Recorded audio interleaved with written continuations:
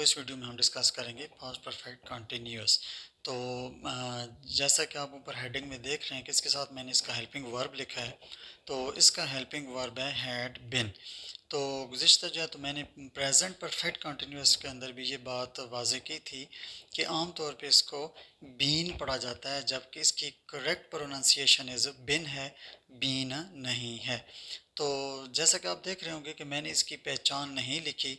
तो present perfect continuous के अंदर भी ये बात मैंने वाज़े की थी कि इसकी जो पहचान है तो वो समथिंग लाइक जो है तो कंटिन्यूअस की तरह ही होती है। हाँ, कंटिन्यूअस और परफेक्ट कंटिन्यूअस में फ़र्क ये होता है कि परफेक्ट कंटिन्यूअस के अंदर टाइम और वक्त का जिक्र ज़रूर होता है। तो इसी लिहाज से इन दोनों जो है ना जुमलों के अंदर, दोनों टेंसेस के अंदर फ़र्क होता है। फिर उस टाइम और वक़्त को ज़िक्र करने के लिए हम सिंस और फॉर का यूज़ करते हैं। तो वो भी हम कैसे उसको इस्तेमाल करते हैं, उनको फ़र्क कैसे उनमें के इस्तेमाल में करना है, सिंस कहाँ लगाना है, फॉर कहाँ लगाना है, तो वो भी हम एक अलग वीडियो के अंदर डिस्कस कर चुके हैं। तो अब चलते हैं हम अपने टेंस की तरफ। तो फर्स्ट एरो जो है वो हमारा पॉजिटिव सेंटेंस के लिए है। तो पहले सबसे पहले सब्जेक्ट आ गया, उसके बाद हेल्पिंग वर्ब। तो हेल्पिंग वर्ब इसका क्या होगा, वो होगा हैड बिन होगा, मुंह पर मैंने लिख दिया है।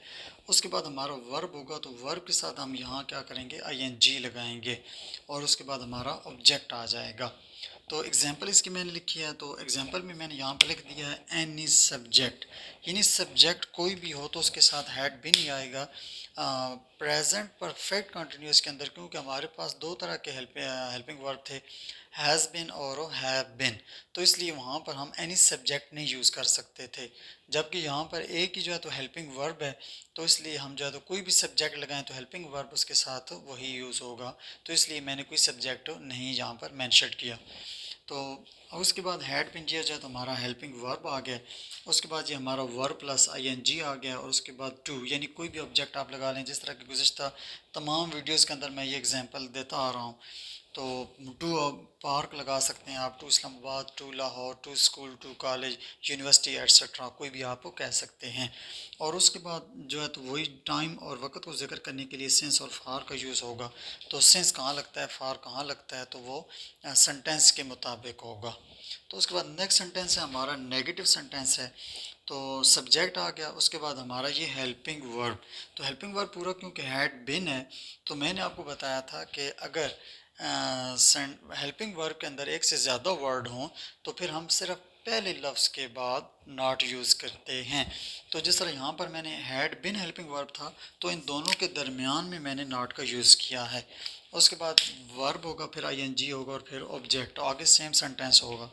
तो फिर यहाँ मैंने वही उस जो है तो गुज़िश्ता एग्जांपल की तरह एनी सब्जेक्ट कर दिया। उसके बाद had not been going to, to के बाद मैंने ब्लैंक जगह छोड़ दी है, कोई भी आपका ऑब्जेक्ट हो सकता है। और उसके बाद सिंस और फॉर का जो है तो साथ जो भी टाइम और वक्त आपने जिक्र करना हो, तो ये उसकी एग्जांपल बन जाएगी। उसके बाद हमारा थर्ड नंबर पे जो है तो वो है जो इंट्रोगेटिव सेंटेंस, सवालिया जुमला। तो इंट्रोगेटिव सेंटेंस मैंने गुज़िश्ता वीडियो के अंदर भी, प्रेजेंट परफेक्ट कंटिन्यूअस के अंदर भी ये बताया था कि जो है ना हमारे पास अगर हेल्पिंग वर्ब एक से ज़्यादा लफ्ज़ हों तो सिर्फ हम पहले वर्ड को शुरू के अंदर लेकर आते हैं। तो यहाँ पर एच वी, वैसे मैंने जो है तो जर्नल लिख दिया है, तो एच वी शुरू में आ गया हेल्पिंग वर्ब, उसके बाद सब्जेक्ट और उसके बाद वर्ब प्लस आईएनजी और फिर ऑब्जेक्ट। तो ये हमारा सेंटेंस स्ट्रक्चर होगा इंट्रोगेटिव का। इसकी एग्जांपल मैंने लिखी है हैड, ये जो है तो हेल्पिंग वर्ब है, शुरू में आ गया। उसके बाद एनी सब्जेक्ट, कोई भी सब्जेक्ट यहाँ पर आ सकता है। और बिन जो है ये उसी जगह पे, अपनी जगह पे है, इसको हमने रिप्लेस या किसी दूसरी जगह पर इसकी जगह चेंज नहीं की। उसके बाद ये वर्ब प्लस आईएनजी आ गया, उसके बाद ये हमारा ऑब्जेक्ट आगे टू के साथ आ जाएगा। और फिर एंड में उसी तरह जो कि परफेक्ट कंटिन्यूस के लिए ज़रूरी है टाइम और वक्त का जिक्र करना, तो वो जो है तो सेंस और फॉर के बाद आ जाएगा। तो अभी भी मैंने जो है तो ये चीज़ दोबारा रिपीट की है कि सेंस कहाँ हमने यूज़ करना है और फार हमने कहाँ यूज़ करना है। तो उसके लिए मैंने जो है तो अलग वीडियो बनाई है, तो उसको आप देख सकते हैं। तो ये था हमारा पास्ट परफेक्ट कंटिन्यूअस। तो मिलते हैं नेक्स्ट वीडियो में जिसमें हम डिस्कस करेंगे फ्यूचर इनडेफिनिट या सिंपल फ्यूचर। तो तब तक के लिए इजाज़त, अल्लाह हाफिज़।